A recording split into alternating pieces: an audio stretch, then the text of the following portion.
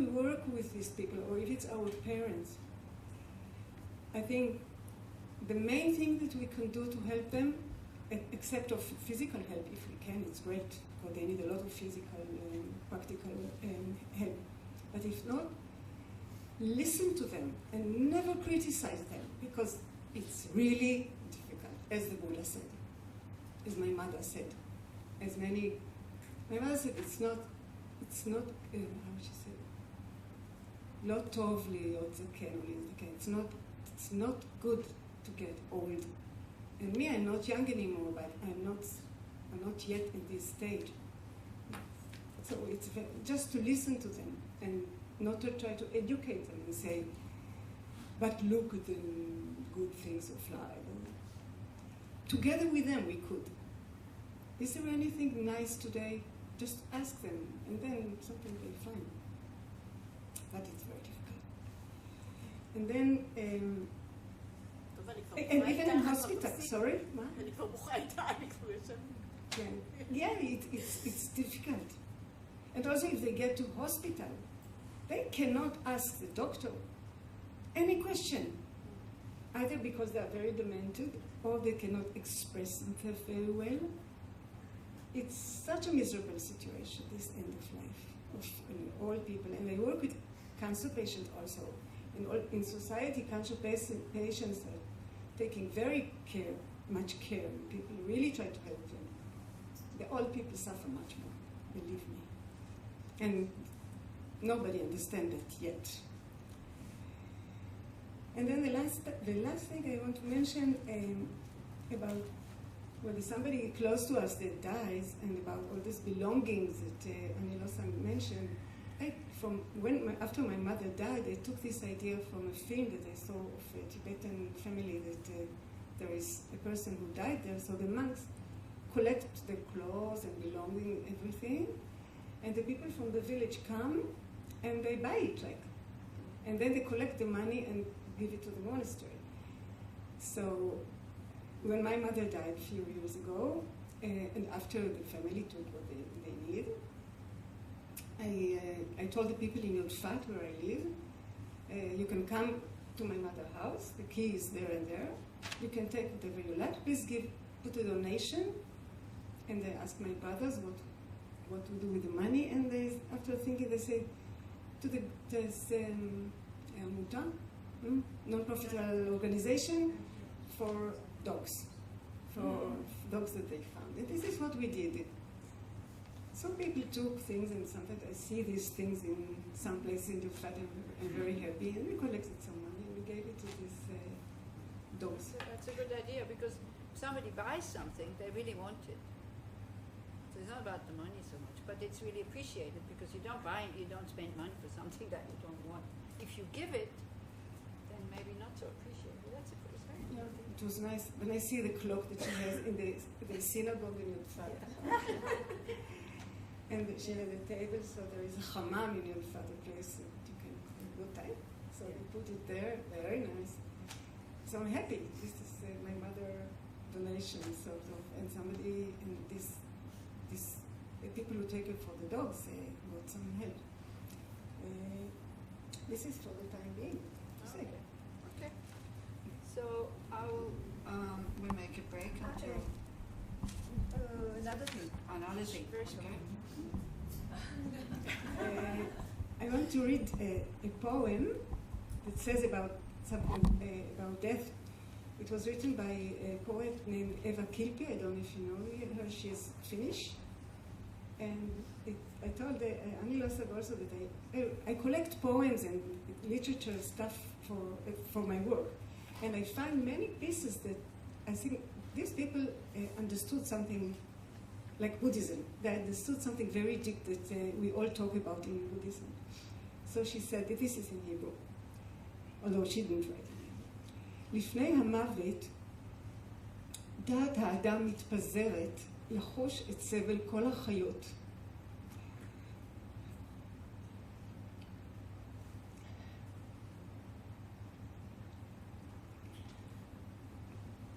סליחה. את סבל הסוסים חולי הלב שמצליפים עליהם. Maybe somebody else can read it. בסדר, אני בסדר. It's okay. She'll- תודה, משתנה מהר. את סבל הסוסים חולי הלב שמציפים עליהם ממפתיע מאחור, את ייסורי השברים העייפים שמכים ברצועות אור, וכאלה אפשר למנות עוד כהנה וכהנה. בכל אלה חשה הדעת המתפזרת, המתחברת למה שעתיד להיות, ורוב רובו הינו סבל. ואת סבל הנחלים היא חשה, כשכף הדחפור עוקרת את קרביו של נחל שקודם לכן זרם, צהל והתפתל בהמיה בין אבנים, שוטף שוצף גדוש הפתעות, שמחה וחופש.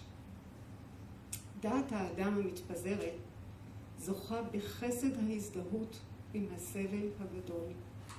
גבולות המינים והזנים אינם קיימים עוד. אני מאמינה שזה כך. The time of death, the mind can be connected to everything and all barriers are falling. That's true. And we've done it so many times already, we just don't remember. That's the problem.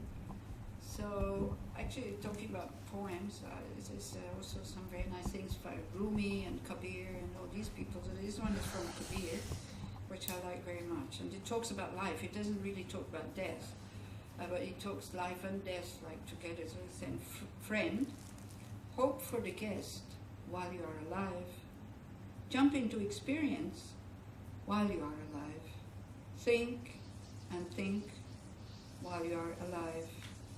What you call salvation belongs to the time before death. If you don't break your robes while you are alive, do you think ghosts will do it for you after? So I guess he talks about the robes of our negative emotions. The idea that the soul will join the ecstatic just because the body is rotten, that is all fantasy. That would contradict a little bit what Leora said. But we can't count on that sacredness naturally at the time of death, because sometimes you can feel also, I have to say, it's not there. It's very often there, as Leora says, but I don't know if you already felt. And then you want to get out of the room. Becomes very painful. So I think you can contribute to that sacredness at the time of death through your present state of mind. And he says, what is found now is found then. If you find nothing now, you will simply end up with an apartment in the city of death. If you make love with the divine now, in the next life, you will have the face of satisfaction. So plunge into the truth.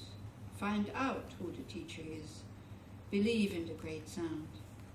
Kabir says this: when the guest is being searched for, it is the intensity of the longing for the guest that does all the work. Look at me, and you will see a slave of that intensity. So that means the more intense you look for the nature of your mind, which is this basic goodness, spaciousness, and intelligence, the quicker that will do the work. You know, the more you look for that guest, it's actually not a guest; it's our own nature. So that will be it. So that's the task of your life: is like to find out who you really are. We're much bigger than we think. You know, and we all know, love feels so good. Not love, of course, if somebody loves you, that's great, that's fine. But if you really, really love somebody without any attachment, you feel totally connected to that person. I mean, you don't need anything if you're in this kind of state of grace almost, isn't it? And we have occasions like this. And very often, this love comes when somebody has died for the person. And then we think, oh, it's too late, and then we don't live it. I mean, that's it. It's love without any attachment. Yeah, better then than never. So allow it to arise, and do not think that, oh, it's too late, and I'm a bad person, and all that. It's okay. It's okay. It's with my mom, when she died, I didn't feel bad at all, because I didn't have a difficult relationship. I had no relationship. So then that's why it was like, it's almost like a stranger who died.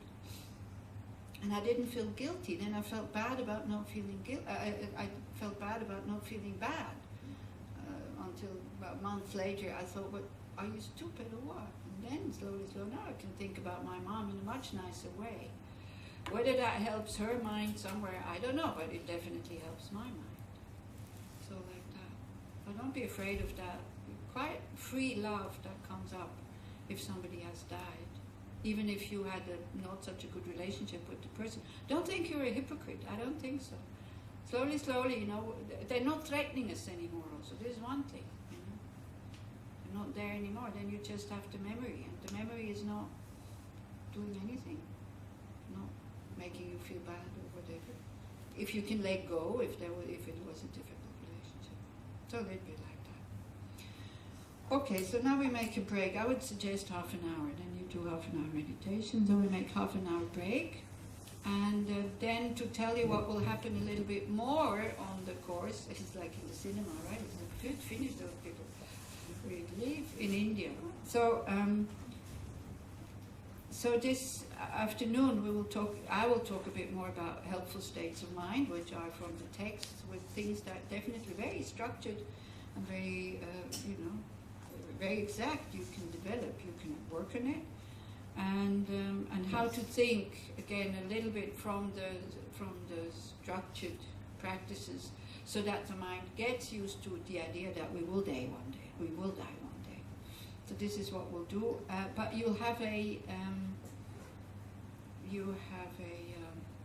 discussion group also after lunch, which I would like you to share with each other how you met death and how it made you feel. It can be the death of a pet, it can be the death of a bird that flew into your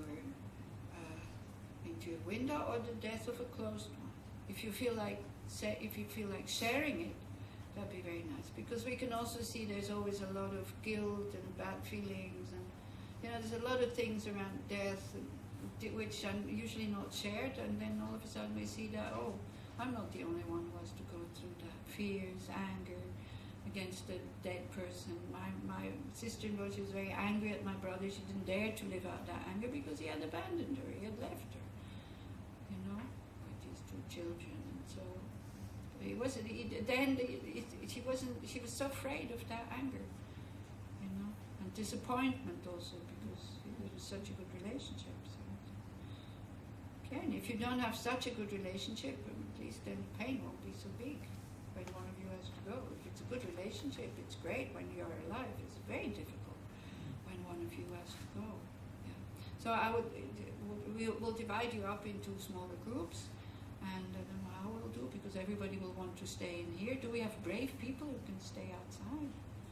We have some, so we'll put those outside, and the other brave ones who can face the cold, we'll have them here. We're all brave people. And then tomorrow, because Tibetan Buddhism really has to offer a lot of explanation. Now again, whether they're true or not, I don't know. What happens with the mind and what kind of appearances you have at the time of death. But there's quite a number of dying people who describe these things. So there must be some truth in it, and one can learn those signs and these stages, and one can meditate on them, and one can go through them, one can train like that. So at least if it happens at the time of death, or if it happens when you sleep, when you fall asleep, or when you faint, then you know what it is. So whenever we know what it is, it's not so frightening. This is what we asked you to print out. The little mantras that we asked you to print out they say it's very powerful mantras that you can put on the heart chakra of a dead person. And then the power of the mantra will help the mind of that dead person. Now again, if it's true or not, I have no idea. But usually we are quite helpless in the face of death, isn't it? Like we feel we want to do something, but we can't. So these things that accompany the person, that Tibetan Buddhism has accompanied the person after death, again, it shows you calm down because you can do something. And you're not so locked in your grief, I have lost the person, but you do something for the person. And I just recently also, a woman who called me and she said, my father is Buddhist, he is Thich Nhat Hanh group, he's about to die. He would like to have Tibetan rituals. Could you please come? I was not in Switzerland, I said, I can't come, but I can send you the things that you can do. She's also also spiritual practitioner. She said it helped so much, you know. And then also after he died, I went for the funeral. We did all these things, and even the undertaker, the people who organize these things, they said, "Wow, it's so nice." So also there was no grief because Father really decided to go also, and it, you know, not doing anything. It's not doing anything, but these things. They're not really true, okay? Nothing is really true in Buddhism anyway. It's just relative and it's all empty and it's just produced by the mind and all this, but it helps. And talking about truth, to finish, Nagarjuna's, what Nagarjuna had to say, just say, a scholar, an Indian scholar, what he had to say on truth is that whatever leads to happiness and goodness is true. So, that's something, and not just happiness for me, but happiness for everybody. So this kind of truth we should follow. Whatever is beneficial, whatever makes us feel better, but for not just me, but also the other person, that for him is truth. And Buddhism is, you know, usually in religions, it's good against bad, isn't it? Wars, fighting, killing. And each side thinks that he or she is the good side. That's the problem there. Each side thinks that. In Buddhism, it's intelligence, what leads to what we really want, happiness, against stupidity of doing things that create suffering. So this is what we are having as opposites, not good against bad. Everything can turn into something good, and every good thing can turn into something negative. Because the world is relative, because it's changeable, it's impermanent, it has causes. Okay, so now make a break until 12:30. Thank you very much. Oh, Luciana.